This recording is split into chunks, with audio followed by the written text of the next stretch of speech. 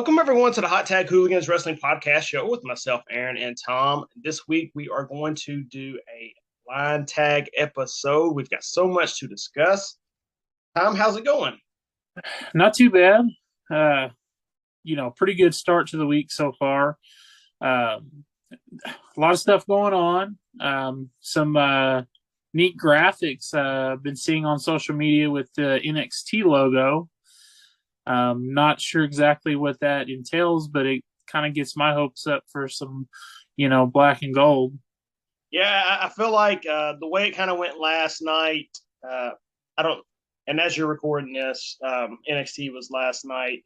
They were kind of doing like the year anniversary, and then basically what's old is now new again.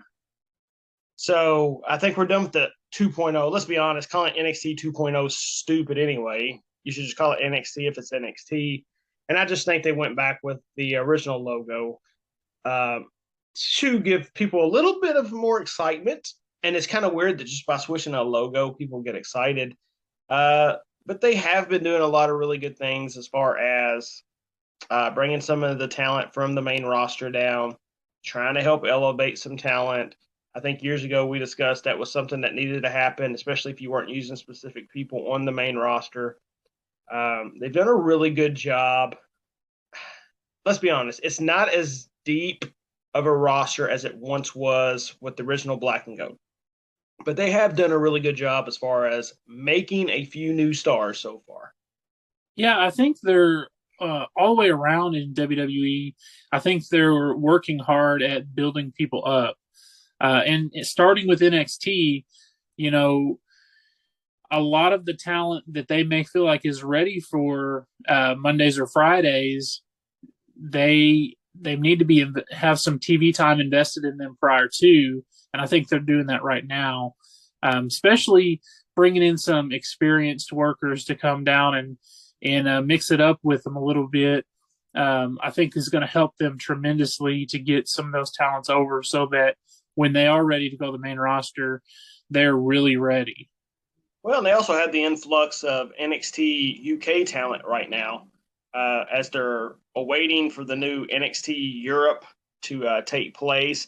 So having people around like Tyler Bate, Wolfgang, even Blair Davenport, Mikkel Satomura, I mean, that cannot hurt at all. No, I mean, just the experience there and bringing in a little bit of a different style to the talent there at NXT, I think is going to be very beneficial to everyone there. It's exciting to see what it's going to look like 6 months from now, a year from now, because it's definitely going in the right direction. One person that has made their debut on the main roster actually captured the North American Championship, and that's Solo Sikoa. Your thoughts on him winning the North American title? I like it.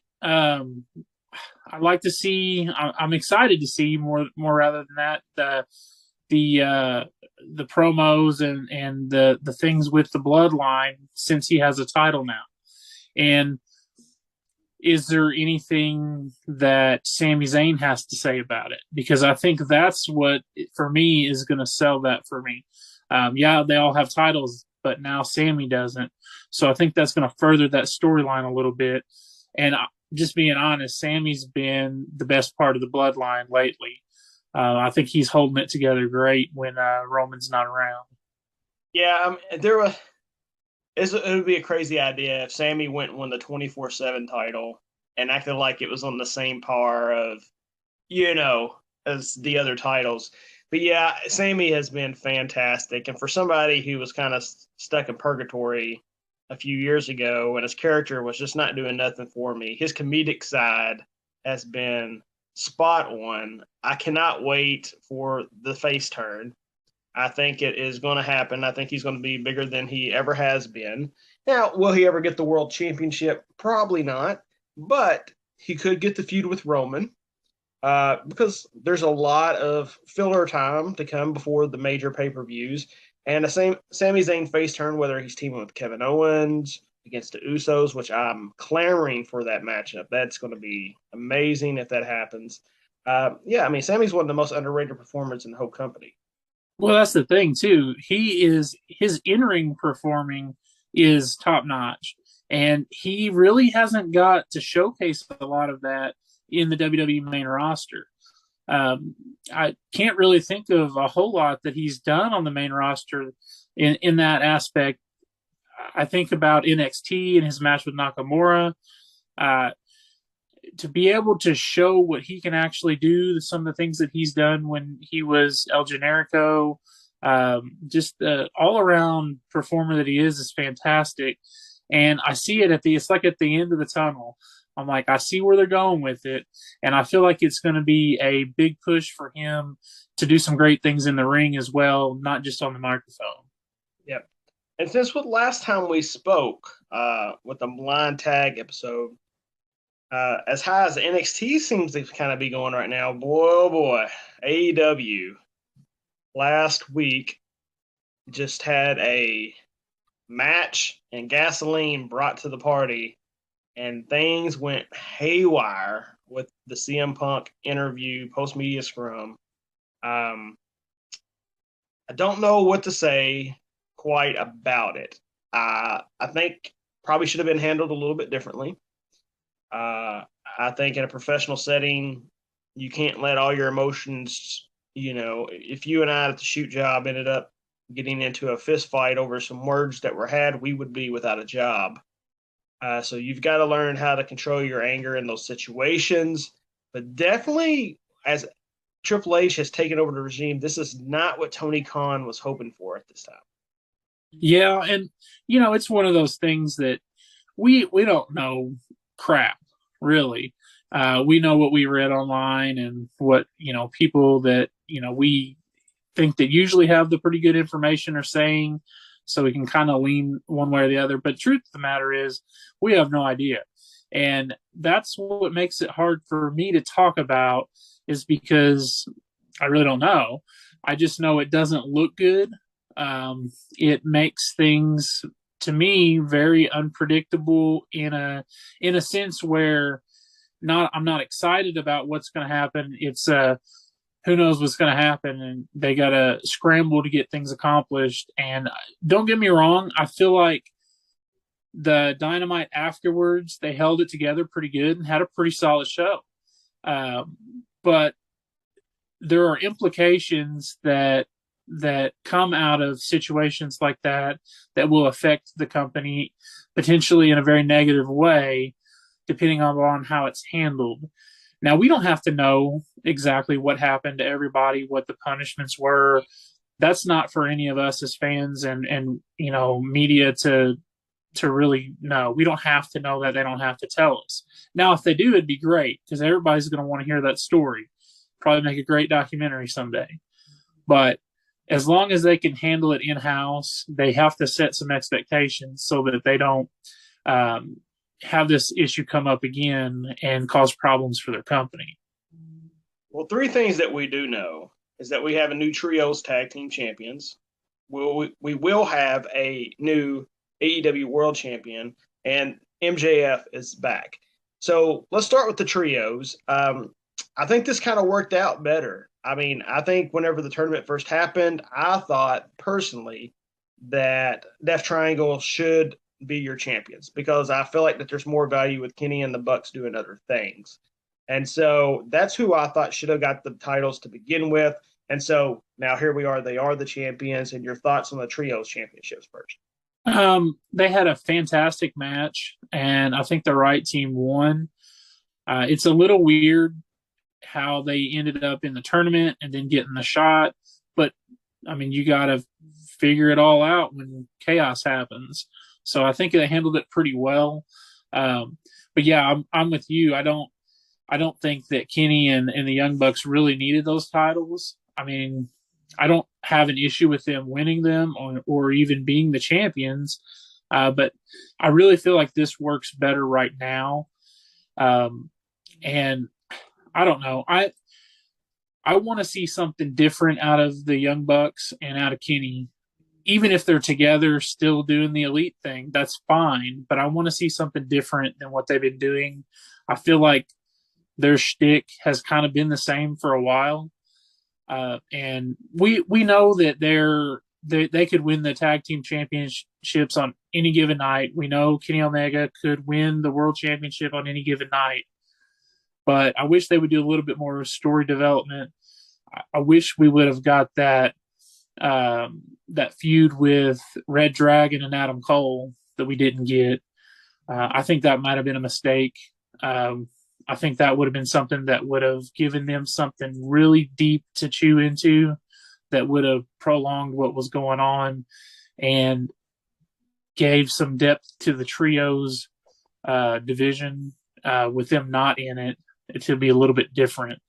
But yeah, and as we're recording this, AEW Dynamite's on, so the AEW title tournament is happening as we speak. But without looking at any spoilers, and after last week, who do you feel like is going to come out as the AEW World Champion? you know, I don't know. I try to look at it like what would I like? I would like for Moxley to just keep running with the championship like he was prior to Punk winning it from him at All Out.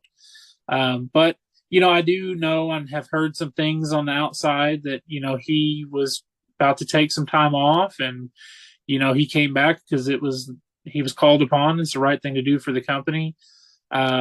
So I don't know. I could see him getting through this tournament to help them out, and then taking some time off. So it wouldn't be a good idea to put the title on him if that was the case. And he may postpone it altogether. But taking that out of it, Moxley would be my pick. Well, and then you got MJF who's back, and he has a title opportunity. And I may be wrong. Is this sort of like a Money in the Bank? You could use this chip at any time, or does it have to be a situation where the match has to be set up and then there's the match?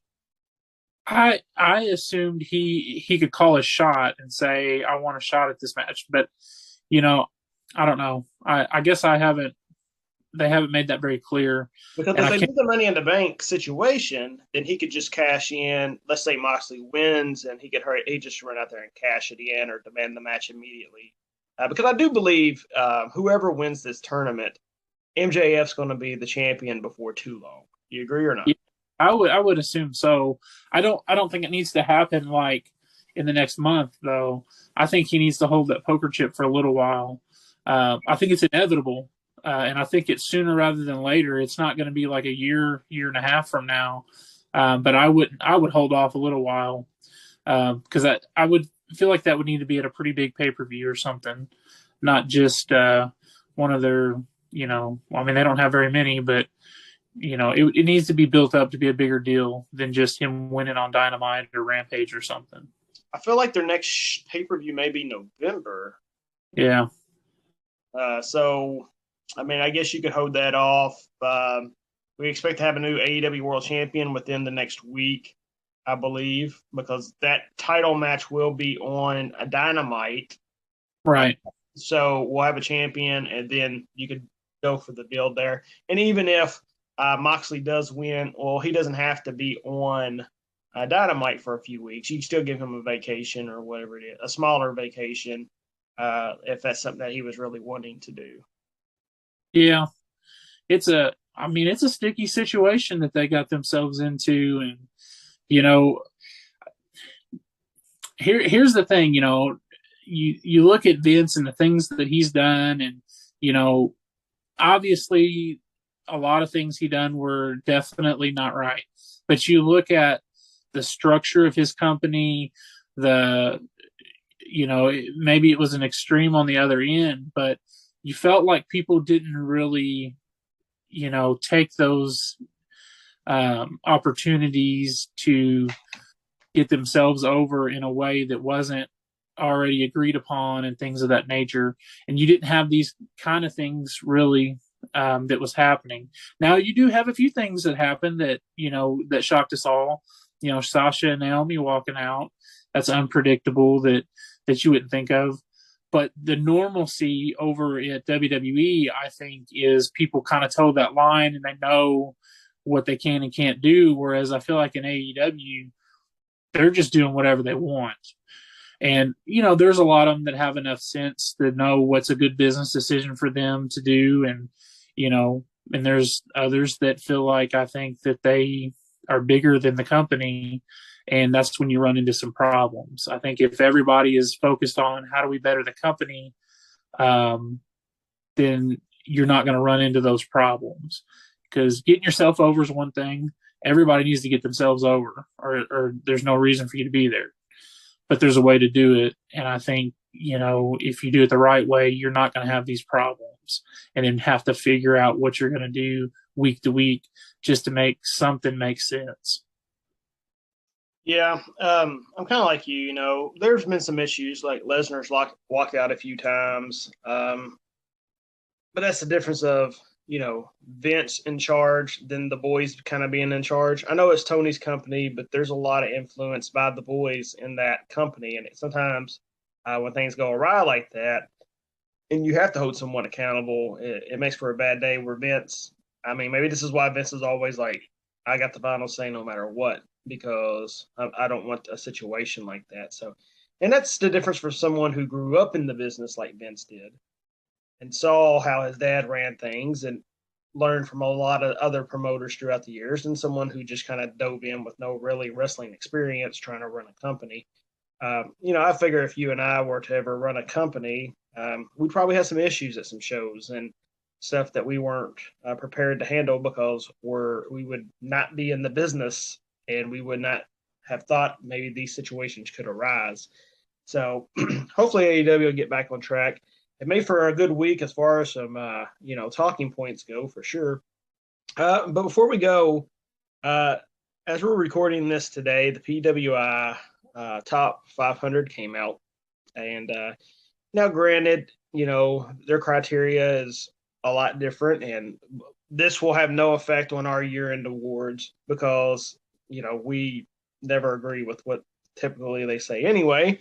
But they're five best on this list. Well, let's do top 10. So top 10, number 10 was Gresham, Ring of Honor champion most of the year, had a really solid year.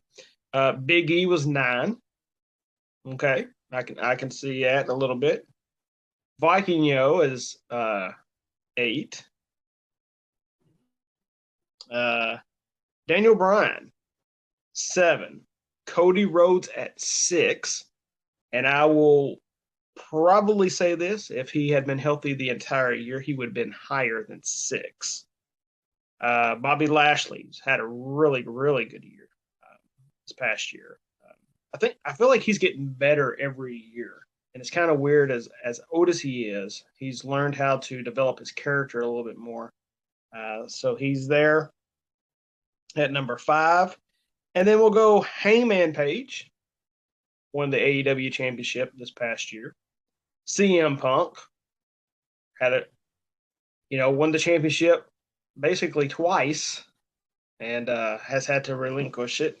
Okada and number 1, of course, Roman Reigns.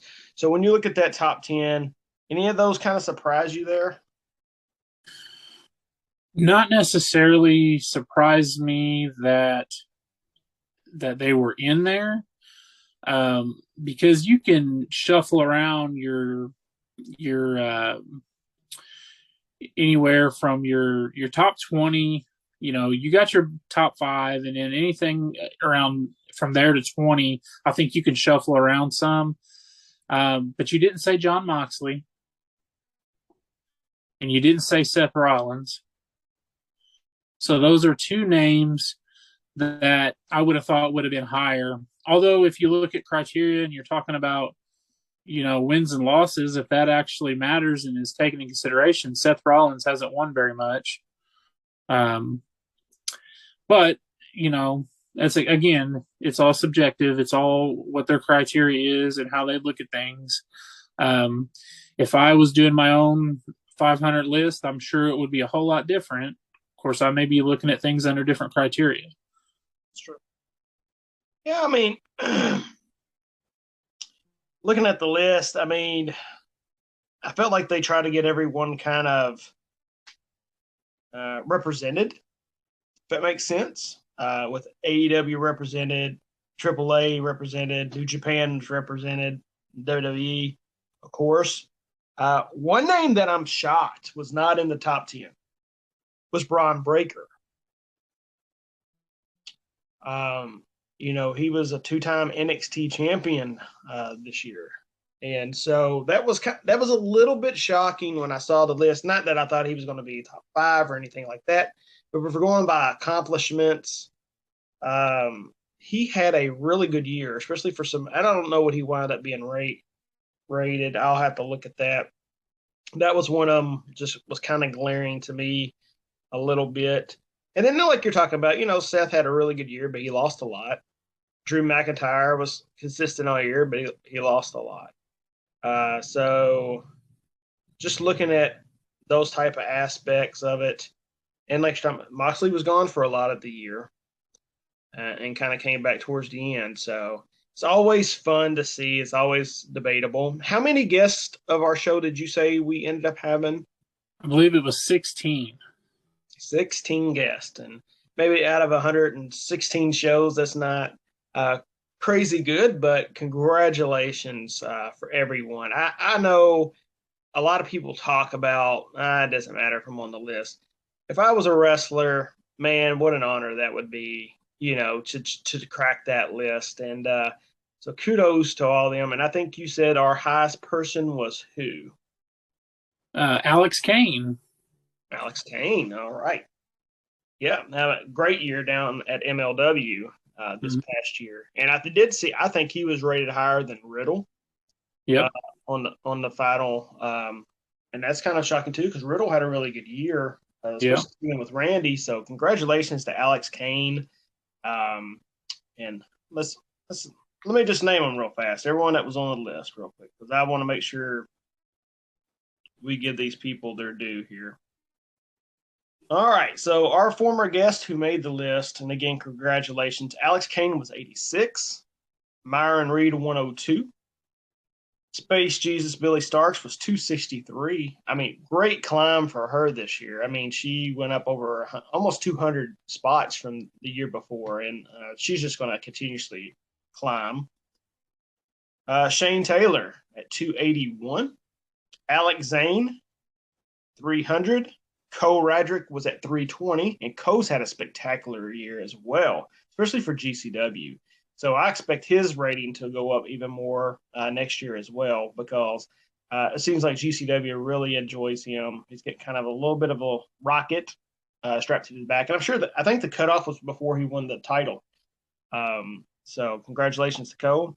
St. Louis is Mike Outlaw at 344. Don't Die Miles at 362. The hardcore queen herself, Casey Catal, at 372. Danny Limelight at 374. For the first time, Lufisto. First time. Big deal. 390. Congratulations to her. That's long overdue. Long overdue. Jay Newman, also at 421. He should probably rise in the next year. He won the Scenic City this past year. Akira at 429. Sawyer Wreck holding her own at 470. Aiden Von England at 488. And Big Game Leroy at 495.